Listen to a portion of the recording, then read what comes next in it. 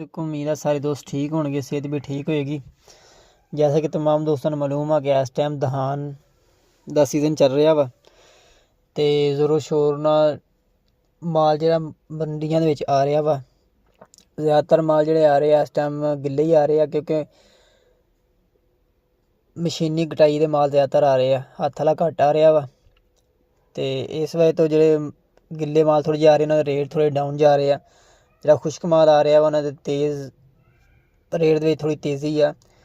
ਤਕਰੀਬਨ ਥੱਲੇ ਘੱਟ ਤੋਂ ਘੱਟ ਰੇਟ ਹੈ ਵਾ 3700 3750 ਤੋਂ ਸਟਾਰਟ ਹੋ ਕੇ ਮਾਰਕੀਟ 48 4850 ਰੁਪਏ ਤੱਕ ਮਾਰਕੀਟ ਹੈ ਵਾ। ਲੇਕਿਨ ਜੋ ਸੂਰਤ ਹਾਲ ਹੈ ਵਾ ਇਸ ਟਾਈਮ ਖੁਸ਼ਕ ਮਾਲ ਜਿਹੜੇ ਹੱਥ ਵਾਲੇ ਹੁੰਦੇ ਪਏ ਉਹਨਾਂ ਦੇ ਗਾਹਕੀ ਜ਼ਿਆਦਾ ਵਾ ਅਤੇ ਰੇਟ ਬਿਹਤਰ ਹੀ ਨਾ ਸੇਲ ਹੁੰਦਾ ਪਿਆ ਮਾਲ ਉਹ। ਅਤੇ ਜਿਹੜਾ ਗਿੱਲਾ ਮਾਲ ਆ ਉਹ ਕੁਛ ਰੇਟ ਡਾਊਨ ਆ, ਉਹਦੀ ਵਜ੍ਹਾ ਗਾਹਕ ਇੰਨਾ ਖੁਸ਼ ਹੋ ਕੇ ਨਹੀਂ ਲੈਂਦਾ ਮਾਲ, ਕਿਉਂਕਿ ਨਮੀ ਆ ਮਾਲ 'ਚ ਜ਼ਿਆਦਾ, ਕੋਈ ਗਿੱਲਾ ਹਰਾ ਦਾਣਾ ਆ ਰਿਹਾ ਵਾ।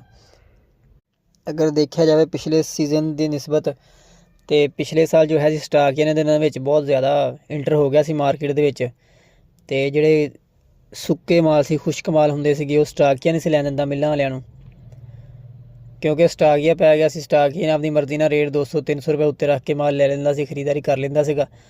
ਇਸ ਦਫਾ ਇਹ ਦੇਖਿਆ ਗਿਆ ਵਾ ਕਿ ਇਸ ਦਫਾ ਸਟਾਕੀਆ ਮਾਰਕੀਟ ਦੇ ਵਿੱਚ ਇੰਟਰ ਨਹੀਂ ਹੋਇਆ ਹਾਲੇ ਤੱਕ, ਕਿ ਮਾਲ ਸਟਾਕ ਕਰ ਲੇਗਾ, ਉਹ ਮਾਲ ਸਟਾਕ ਕਰਕੇ ਕਰੇਗਾ ਅਤੇ ਜਿਹਦੇ ਵਿੱਚ ਮਾਰਕੀਟ ਹੋਰ ਜ਼ਿਆਦਾ ਤੇਜ਼ ਹੋ ਜਾਏਗੀ ਅਤੇ ਮਿੱਲਾਂ ਵਾਲਿਆਂ ਨੂੰ ਮਾਲ ਨਹੀਂ ਮਿਲੇਗਾ।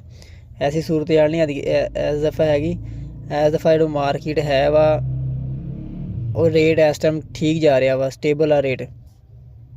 ਸਟਾਕੀਆ ਦੀ ਮਾਰਕੀਟ ਦੇ ਵਿੱਚ ਐਂਟਰੀ ਦੇ ਨਾ ਹੋਣ ਦੀ ਵਜ੍ਹਾ ਤੋਂ ਐਤਕੀ ਫੜੋ ਵਾਲੀ ਸੂਰਤ ਹਾਲ ਨਹੀਂ ਹੈਗੀ ਵੀ ਅੱਗੇ ਸਟਾਕੀਆ ਮਾਰਕੀਟ ਦੇ ਵਿੱਚ ਐਂਟਰ ਹੁੰਦਾ ਸੀ ਅਤੇ ਬਸ ਇਹੀ ਹੁੰਦਾ ਸੀ ਫੜ ਲਓ ਕਰ ਲਓ, ਸਟਾਕੀਆ ਦੀ ਹਲਚਲ ਹੀ ਪਈ ਹੁੰਦੀ ਸੀ ਮਾਰਕੀਟ ਦੇ ਵਿੱਚ। ਲੇਕਿਨ ਇਸ ਦਫਾ ਸਟਾਕੀਆ ਬੁੱਕ ਪਿਆ ਵਾ, ਕੋਈ ਸਰੋਂ ਦੇ ਵਿੱਚ ਅਤੇ ਕੁਛ ਜੋ ਮਕਈ ਦੇ ਵਿੱਚ ਜੋ ਸੂਰਤ ਹਾਲ ਬਣੀ ਮੰਦੀਆਂ ਦੀ ਵਜ੍ਹਾ ਤੋਂ, ਨੁਕਸਾਨ ਹੋਣ ਦੀ ਵਜ੍ਹਾ ਤੋਂ ਇਸ ਦਫਾ ਸਟਾਕੀਆ ਨੇ ਐਤਕੀ ਐਂਟਰ ਹੋ ਰਿਹਾ ਇਸ ਐਡਾ ਦਹਾਨ ਮਾਰਕੀਟ ਦੇ ਵਿੱਚ।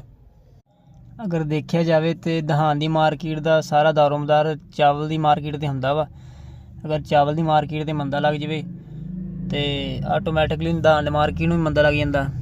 ਅਗਰ ਚਾਵਲ ਮਾਰਕੀਟ ਬਿਹਤਰੀ ਆ ਜਾਵੇ ਤਾਂ ਬਿਹਤਰੀ ਫਿਰ ਦਹਾਨ ਮਾਰਕੀਟ ਦੇ ਵਿੱਚ ਵੀ ਆ ਜਾਂਦੀ ਆ। ਇਸੇ ਤਰ੍ਹਾਂ ਮਾਰਕੀਟ ਬਿਹਤਰ ਆ ਚਾਵਲ ਦੀ, ਠੀਕ ਆ ਮਾਰਕੀਟ ਜਾ ਰਹੀ ਇਸ ਵਜ੍ਹਾ ਤੋਂ। ਦਹਾਨ ਦੀ ਮਾਰਕੀਟ 3800 ਰੁਪਏ ਤੋਂ ਤਕਰੀਬਨ 48 4850 ਰੁਪਏ ਤੱਕ ਹੈ ਵਾ। ਪਿਛਲੇ ਤਕਰੀਬਨ 8-10 ਦਿਨ ਤੋਂ ਮਾਰਕੀਟ 'ਤੇ ਇਸ ਹਕਾਮ ਦੇਖਿਆ ਗਿਆ ਵਾ ਕਿ ਮੰਦੀ ਦੀ ਸੂਰਤ ਹਾਲ ਨਹੀਂ ਬਣੀ, ਕਿ ਮੰਦੀ ਦੀ ਸੂਰਤ ਹਾਲ ਬਣ ਜਾਏਗੀ ਅਤੇ ਆਉਣ ਵਾਲੇ ਦਿਨ ਦੇ ਵਿੱਚ ਮਜ਼ੀਦ ਬਿਹਤਰੀ ਦੀ ਇਮਕਾਨ ਆ, ਖੁਸ਼ਕ ਮਾਲ ਮਜ਼ੀਦ ਬਿਹਤਰ ਹੋ ਜਾਣਗੇ।